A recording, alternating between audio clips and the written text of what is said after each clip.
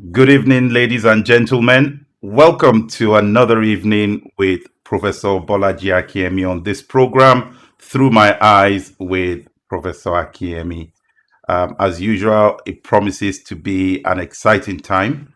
And just before I invite Prof to give his welcome note, I want to encourage you all. We are live across all our platforms tonight: Facebook, YouTube, Instagram, whatever platform you're joining this on. Please share this out. It's going to be an exciting time tonight. Prof, you are welcome to the program again tonight, sir.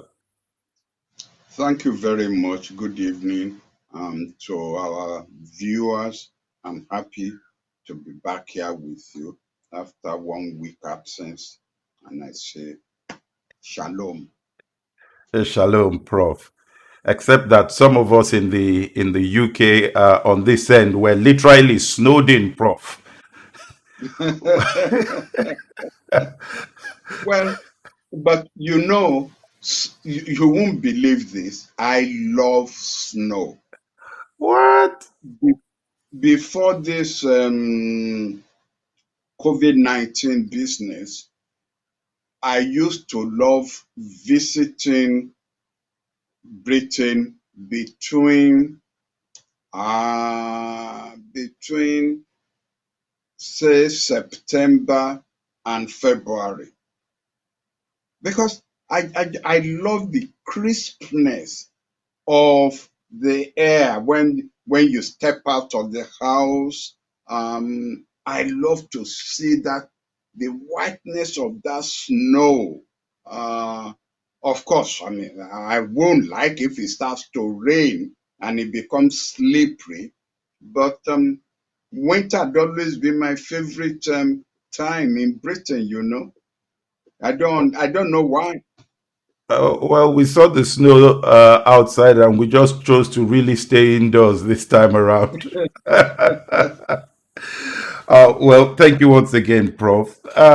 Let's go on to last week. You gave us some exciting insight into the situation in Myanmar, and we want to start off this week continuing on some of the points there, because we continue to see the fallout from what has happened in Myanmar. We're starting to see some countries imposing sanctions. Others have started to signal that they will be imposing sanctions as well. Do you see this mounting external pressure changing anything in the short term? Um, no, I still don't.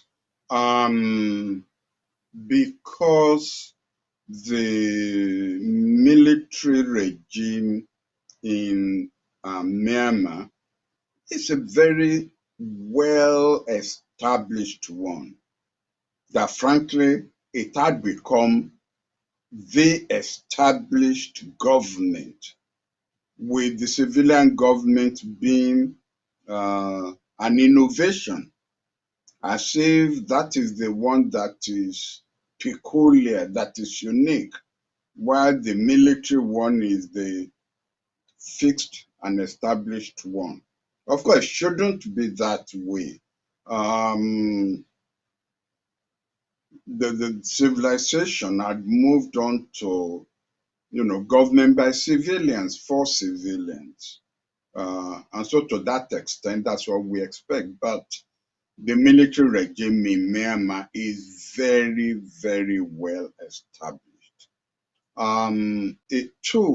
It has a relationship with China.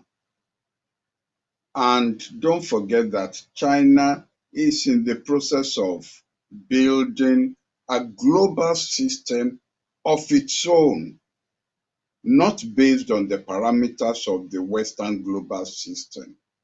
And to that extent, I I don't foresee China jumping on the bandwagon of a Western imposed um, um, economic sanction system, especially when China is looking over its shoulder at what the West is saying about Hong Kong and what the West is saying about its treatment of its Muslim minorities within China. On the other hand, I have been quite impressed by the display of civilian drive for democracy, given the brutality by which the Burmese army or the Burmese military regime is noted for. I didn't think that you will get such an outpouring of civilian protests. And again, I'm starting now to see in Myanmar the positive effects of the people's democracy in Hong Kong, the people's democracy in Russia, the people's democracy in Belarus, even the people's democracy again in some of the Arab countries. And probably it's like, well, if these people can do it, why can't we do it? And that maybe the more determined we are, the more we will be able to get Western support or external support. If the Western countries would adopt sanctions that specifically target the rulers, the military personalities, and their civilian friends. Target their investments abroad, and the United States can do it.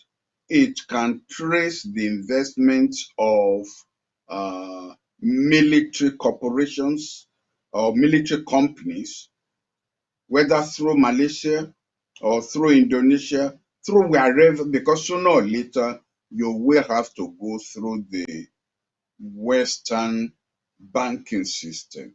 If really they mean to do so, they can target the investment of the important and critical personalities in Myanmar. If they do that, then I could see the military regime in Myanmar caving in and negotiating with, again, Aung San Suu about either a validation of the electoral results or some form of arrangement that will get the military regime off this problem that they have dug themselves into. Prof, one question, and you've touched on it slightly there. That's the fact that New Zealand was quick to respond with sanctions, and in fact, they severed diplomatic engagement straight away with Myanmar, and they targeted specifically members of the military organization. Are you surprised that we don't have a lot more countries rallying round to very quickly condemn what has happened by sanctions to signal that this kind of practice actually is no longer acceptable in modern society? They are probably all waiting for the Biden administration and Great Britain Don't forget, Myanmar was a British colony initially. They are probably waiting for those two to show their hands. Um, I'm surprised that New Zealand will be the first one to bear the cards. There must be something in there that, I haven't wrapped around my head. But I don't think we've had the last of military economic sanctions against the military regime. One little problem, and it may not be that little after all, which the even the democratic forces in Myanmar might have, is the memory of the way in which they supported uh, the way the military treated the minorities, the Islamic minorities, which there's still, in fact, still an outstanding case before the World Court that was brought by Gambia accusing Myanmar of genocide against the Islamic minorities. And the court gave an interim ruling asking Aung San Suu Kyi government to give an undertaking that the killings and the expulsion of these Islamic minorities into Bangladesh will stop. This is only 2 years ago. And so to that extent, probably there is some reluctance on the part of what I would call the usual culprits, which are the Western NGOs that usually rally around, the democratic troops in the West in support of, NGOs, pro-democracy movements in developing countries. I think that Aung San Suu Kyi and the pro-democracy movement in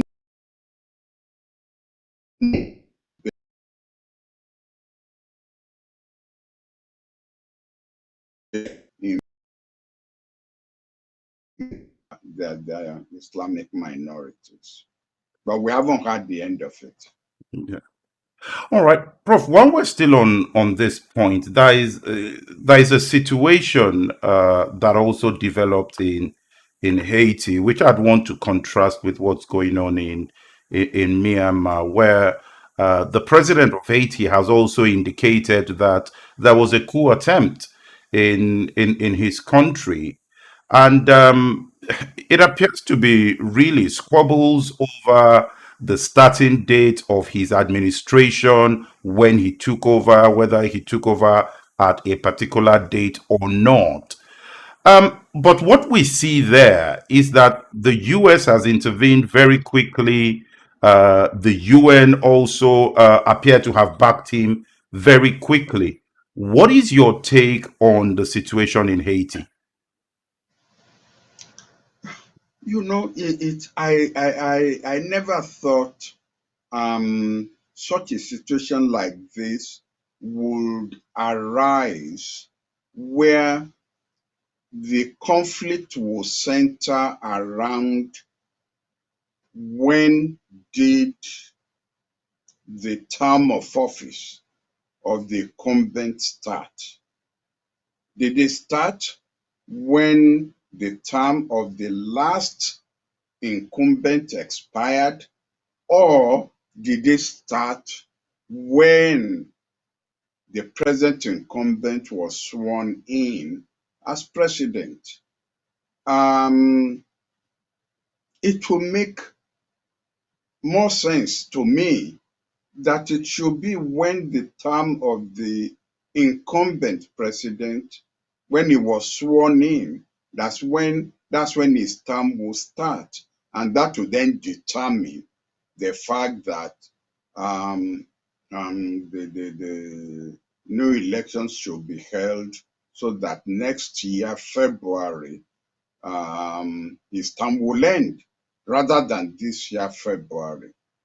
And I think that's what most of the countries, as you rightly pointed out, the United States, United Nations, a few of the other countries, that's the position they have taken, that it is when he was sworn in and he assumed office, that is when his term started, rather than a year before when the term of the other man ended. But in a situation like this, instead of allowing it to fester, I would have thought, well, you take the case to the Supreme Court, of rather than turn it into a street brawl. You take it to the Supreme Court of Haiti and let them give a legal ruling, and that should have solved it. But that it has not degenerated into a situation where the president is arresting people for trying to overthrow him, including a Supreme Court justice. I think, again, I will not be surprised if there are no external forces that have crept in and are stoking the fire of dissension among the groups that are involved. I hope that the Biden administration, because Haiti is really right on the backyard of the United States, will put its foot down and get the word across, maybe send a special mission across to Haiti to say, now, we are not going to have, another civil war. Haiti has gone through such bad straits in the past 5 years. We don't want another civil war. Not now. Let's sort this thing out in a democratic way and get on with governance. Prof, one question that I want to put to you is this: growing up as a young adult, I grew up knowing a lot about uh, coups all over the place. And not too long ago, we were talking about the case in Mali. Now, we're talking about situations in Haiti, and that's just to name a few there. Um, what is it with African culture and coups compared to what you see in other countries? So, for example, I don't recollect similar situations maybe in the United Kingdom. Maybe I'm too young to know that, or in the United States where somebody is not happy, military comes in, they just take over, and they move on. What is your take on that? Hmm. Well, be, be very careful about the examples that hmm, that you mention when you bring in the United States. Um, we almost had, well, whether they call it a coup or an insurrection, um, just about a month or 2 months ago. No, you see, it's a question of the age, the age of civilization or the age of development. Let me use a neutral term. The age of development. All you need to do is to read Shakespeare about civil wars in Great Britain at one time, and the involvement of the French in the domestic disputes in Britain. They've had their civil wars, they've had their own instability, they've had their own coups. Oliver Cromwell, the beheading of Charles I, and if you swing across the channel into France, you know, I mean, the king was also beheaded, the queen was beheaded, the age of the guillotine in France, the government of terror, and then of course Napoleon coming in, until you again got a reversal back. So really, Western countries had gone through their own age of instability, of coups, of foreign intervention in determining their history. Now we are going through our own age of instability, coups, civil wars, and just like France was intervening in the development of Britain, you also had the former colonial authorities intervening in our development, our history in this part of the world. There are now books which I should hope are being used in even Western universities. I hope those books are not being suppressed, where what the CIA and the British intelligence did in Iran, in the Middle East, in Africa, are now open to same. People who can read all about it. Fomenting of coups, fomenting of assassinations, and what have you. That's the first point to make. And maybe before I leave that point, don't forget that even now, Russia is being accused of intervention in the politics of Europe and in the politics of the United States. There are those who will swear that Putin was behind the Brexit vote in Britain, and that Putin was behind the election of Trump in the United States. So it's like things have come full circle in Western Europe. And what Western Europe is and is still doing to Africa especially, is what Putin is now doing to Western Europe. And it makes it understandable because before, scholars in Western Europe and in the United States would deny. When was it? It was 1960, was it 65 or so, that Nkrumah wrote Neocolonialism, the last stages of imperialism. And I was at Oxford then.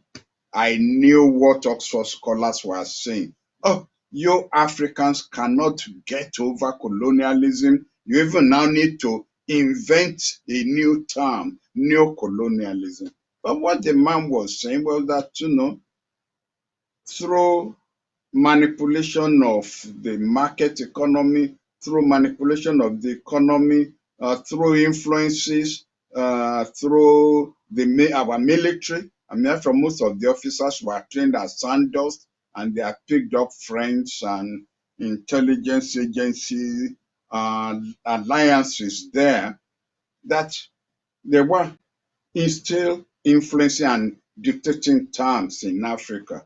Oh, no, no, this was rubbish. Now, I would like to see an English scholar or an American scholar who will say it's a phantom, not of the opera, but it's a phantom of the mind, that one will be accusing Russia of intervening in the election in either the United States or in Great Britain. So we in Africa, unfortunately, due to external influence, our elite have not been allowed to evolve a system based on consensus of values and on consensus of agreements. Each time we came close, foreign agents will step in and plant seeds of suspicion in the minds of the elite. So there's been no elite consensus in Africa. And that's why we've never had stability. Of course, now we are starting to see that the elite consensus that Western Europe had at the end of the Holy Roman Empire has not been disrupted, whether in the United States or in Great Britain, and for whatever reasons. And it is that disruption that Putin has played into.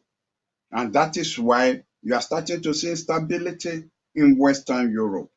It will never get round. I hope not. Although the one in the United States almost shook me to my bones that there could be the possibility of insurrection and coup in the United States. But it came very close. It came very close. Don't let us deny it. And as again, I kept saying on this program, we've seen the beginning. We haven't seen the end of Trumpism. And whoever are his own supporters domestically and externally. But I think, the things are becoming clearer, because what is happening in Africa is happening now in Western Europe. Things are becoming clearer that we are talking about the same dispersal of forces. Mm. Prof, let's go to the US and talk about, since you've raised that point there, let's talk about some of the proceedings at the impeachment trial of former President Trump. One of the things that has characterized the sessions has been the playing out of some of the footage that we hadn't seen before of how close exactly these insurrectionists were to former Vice President Mike Pence and to other senior officials of the United States government. What is your reaction to the footage you were seeing as those things played out? You know, maybe last week, I was starting to have a change of mind about whether this Senate session was going to have any utility, was going to be useful to for any reason, whether we should just get on, or whether the United States should just get on with the implementation of the Biden program. But As I sat there and I watched clips which you've referred to being played, I think I'm firmly convinced now that the Senate trial should not be judged on whether Trump is convicted or not. I think it is clear to everyone on the streets of Ashkelon and Jerusalem that he will not be convicted, short of a divine miracle. No, the utility of this Senate trial is what it's reminding us of how close. You know, there were times when I thought, wait a minute, did I really see that? And I'm referring to the gallows that was built in front of the Capitol. They were ready to hang people. And I thought, wait, did I really see that? Or am I just imagining things? But to now see the clip of it, to remind me that no, you are not having nightmares. You are not having dreams. It actually happened. They actually built gallows ready to hang people, to remind Americans of how close they got to having their number 2 man and their number 3 woman, Nancy Pelosi, decapitated, if not for, I would even still say, if not for divine intervention. I think the United States and the world need to be reminded. It's something we should never forget. It's something we should keep in our mind. And I think that this clip will ensure how evil almost succeeded in the United States. So it's not going to be whether the man is found guilty or not, because of the rules of the Senate. It's most unlikely that will be found that he will be found guilty. Number two, it also, because this again, I will say, this is not over. It may then remind Americans of the need to revisit their 1976 Constitution. Some of the hidden pitfalls, which they have taken for granted, that, you know, all people are all honorable, and that nobody was going to misuse the pitholes that may be in those constitutions. That, yes, a constitution drafted when, you know, transportation was by horses and, you know, horse-driven cabs that would take a month to get from one part of Pennsylvania to reach Philadelphia, and therefore you couldn't really finish counting the votes in those days. And that therefore elections held in November, even if until beginning of January, you don't really finish it. Well, it was because of the environmental conditions. And it didn't lead to any problem because honorable men were competing and they knew when to say, I've lost, we shake hands until the next time. But now they have seen how it could be exploited right from the top in the White House. Even if that is the only thing that this exercise in the trial does, which is to persuade Americans they need to have I know some people are already talking about a bipartisan congressional investigation into what happened. I'm hoping that really it will be a bipartisan congressional constitutional, panel to look into how to remove these cracks over which the United States could trip. If that is all this trial achieves, it will have been worth it. But, Prof, some may argue that these constitutional changes are actually not that easy to implement. What would you say to that? Well, you are right. The, some may feel that, well, since the Democrats are in control of the White House, the Senate, and the House of Rep, it will benefit the Democrats. But I'm just hoping, because don't forget that we keep getting about 10 Republicans in the Senate, between 7 and 10 Republicans in the Senate who are voting along with the Democrats. And if you can get 60 votes in the Senate, and you will get a majority in the House of Rep, you may just be able to persuade sufficiently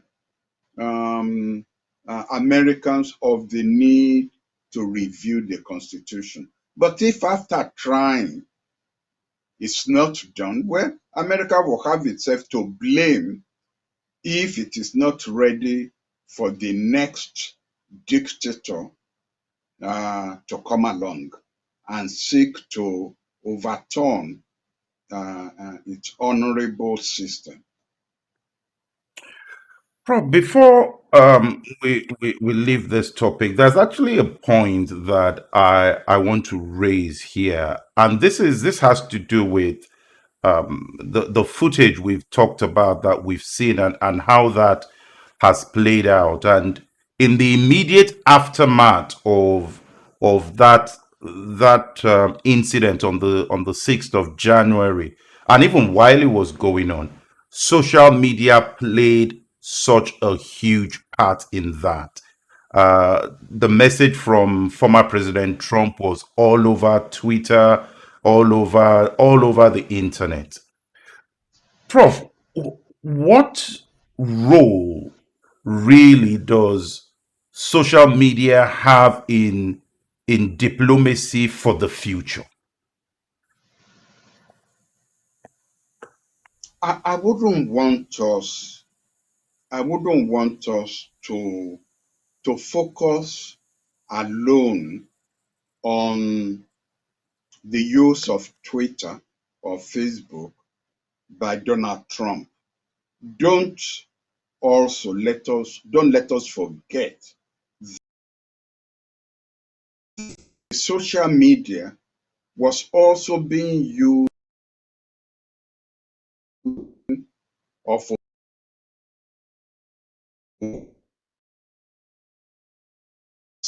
who else, of some important uh, elements, personalities in the American system who were carrying the opposite message.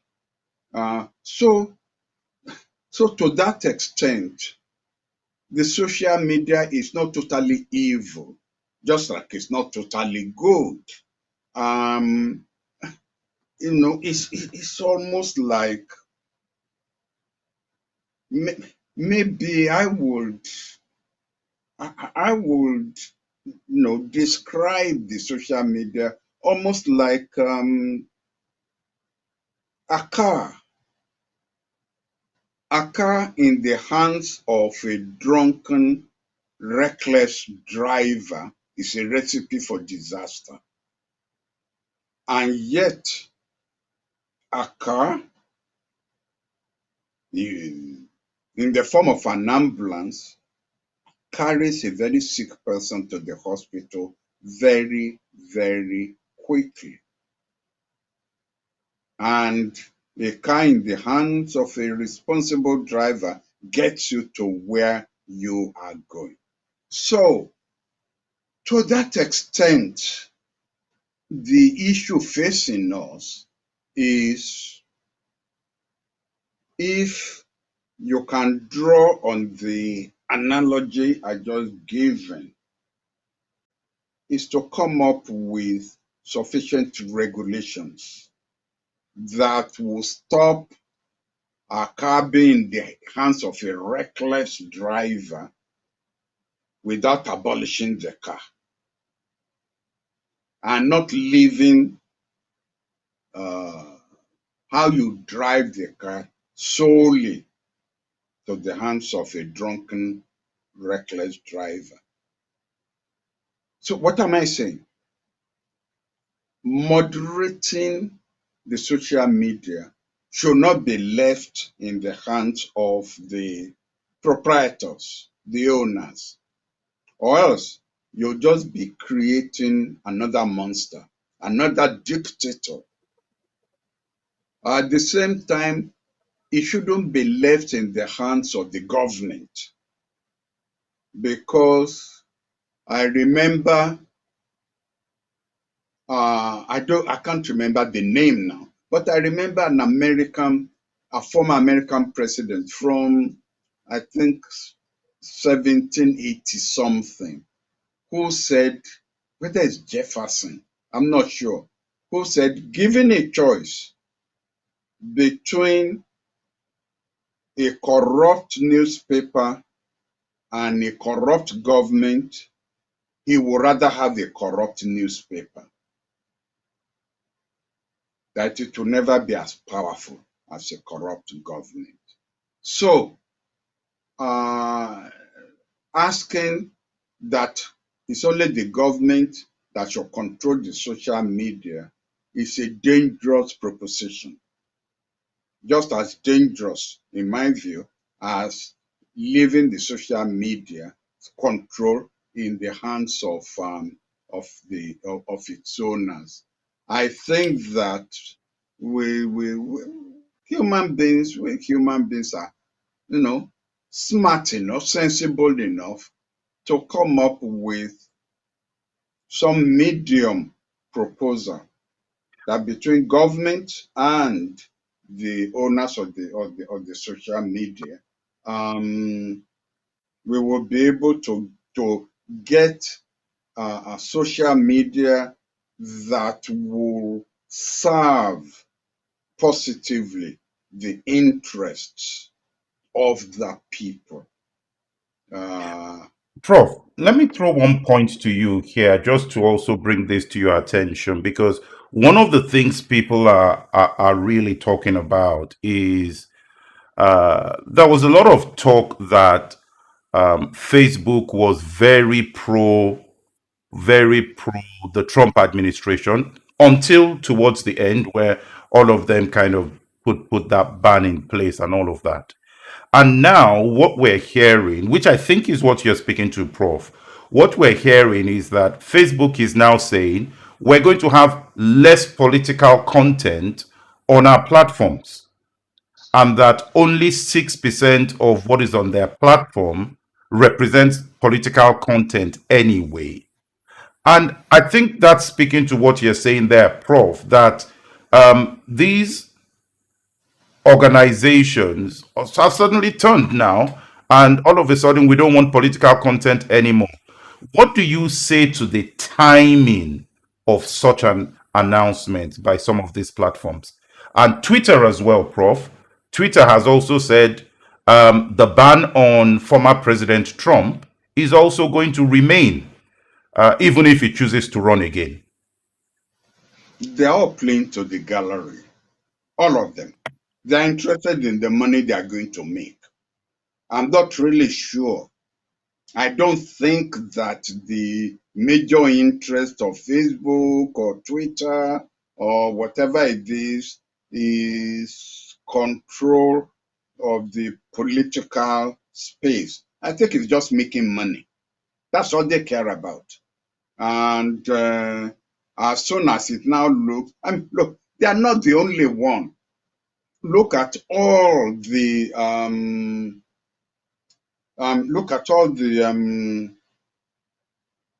organizations and people who were funding the Republican Party. As soon as it now becomes obvious that Biden and the Democrats are in, they are now withdrawing their funds from the Republican Party because they want to continue to get the benefit of being on the side of the ruling party. So it is money, resources. That is what is behind all of this.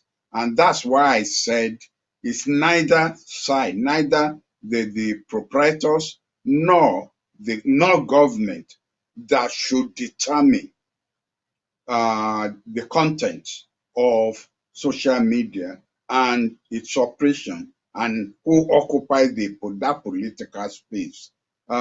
It should be negotiated and come up with through acts of Congress, through bills in the British Parliament, through Parliament of the European Union.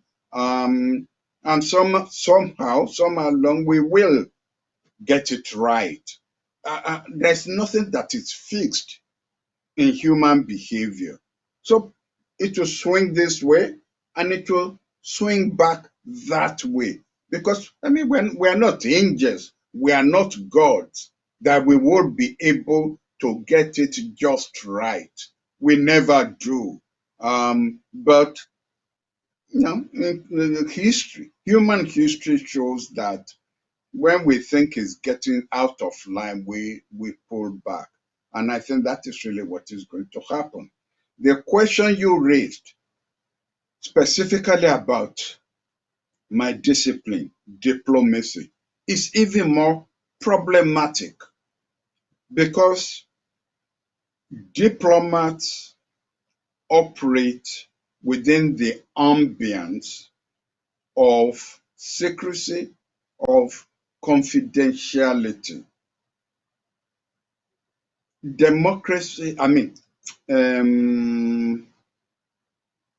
Diplomacy cannot work in the openness of the marketplace. It cannot. There will be understandings, winks and nods between both sides, and you expect that both sides will be honorable enough to operate within the parameters of the understanding. But which, if that understanding becomes public, your people may disown you. And in a way, look, in fact, isn't that the basis, the underpinnings of democracy, parliamentary democracy? Because it is not every matter, every issue that you can throw out to referendum. You elect people that you sufficiently trust to take decisions on your behalf, as your senators, as your members of parliament, as your congressmen, who you believe will have an understanding of the complexity of the matter, while you then get along with the day-to-day management of your life. So it's the same thing, but in a more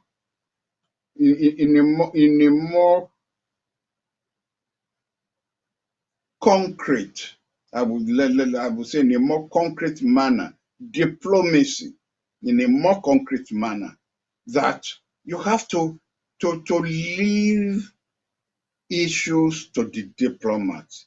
Now, if everything, and this is what we have found with, WikiLeaks? WikiLeaks. This has been the dangerous role that WikiLeaks had played. an ambassador should be able to write a confidential cable back home to his government that this government where I am, this is my honest opinion about them. And to that extent, be careful in issues in which you reach agreements with them, etc., etc. Without that cable leaking within 1 month, and then you become persona non grata where you are, and the government there then decides to take certain decisions based on its own assessment that your government is now the enemy or what have you. Secrecy has a role to play, an important role to play in diplomacy. And cable leaks, WikiLeaks, or whatever leaks you have do damage to that noble tradition of diplomacy. Thank you for that, Prof. There's a point here on YouTube, a question that says, could the current impeachment process in the US have any legal effect to the extent that it is only political? What does that mean? I think what this Ev- person. I'm so sorry. Everything is political. Um, Politics leads to law. If you table a bill in the Senate or in Congress, and at the end of the debate, where people make contributions, and then people vote according to their ideological disposition. That is politics. And then at the end of the vote, the majority, which is determined by politics, then makes it law. It may not even be the most sensible position, but if it is the majority, then it becomes law. And at the end of the day, if there is a dispute and you go to the Supreme Court, the Supreme Court judges are not angels. They are not gods. They also have their own inclinations and their own dispositions. And it's the majority of them that then decides that this is the law. If the majority is conservative, then they give a conservative interpretation. If the majority is liberal, then they give a liberal interpretation. And that's then law. But at the basis of every law is politics. Thank you for that, Prof.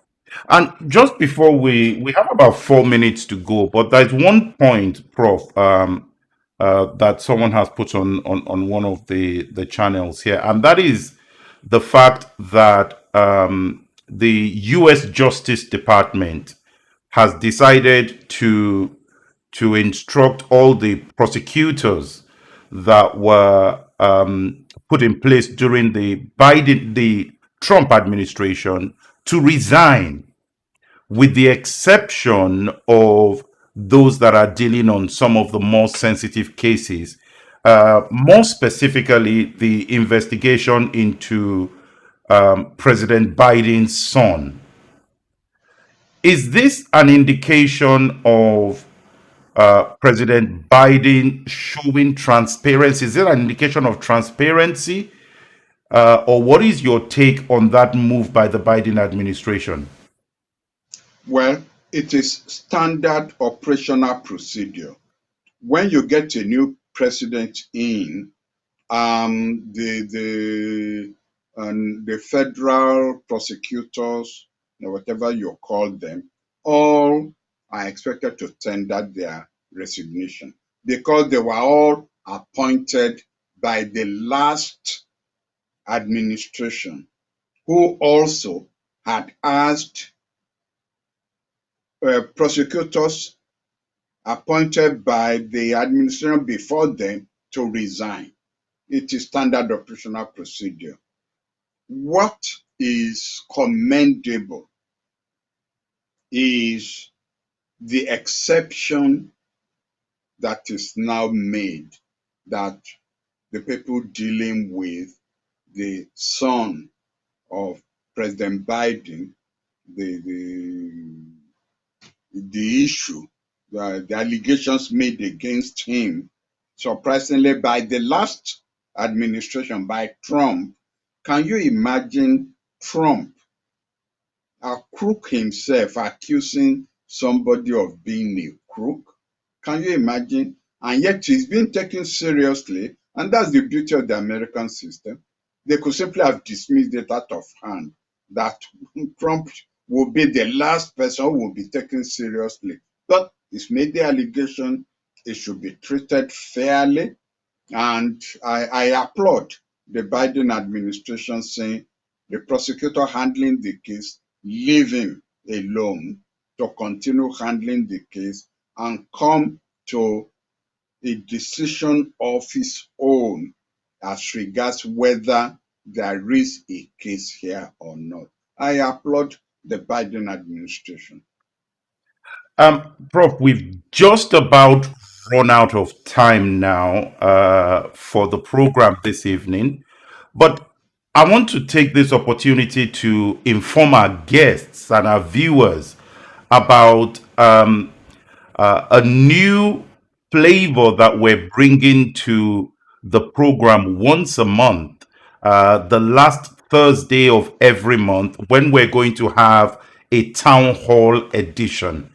And for that town hall edition, we're going to have guests that will join Prof in a virtual studio audience and will be asking their questions directly live on our platforms.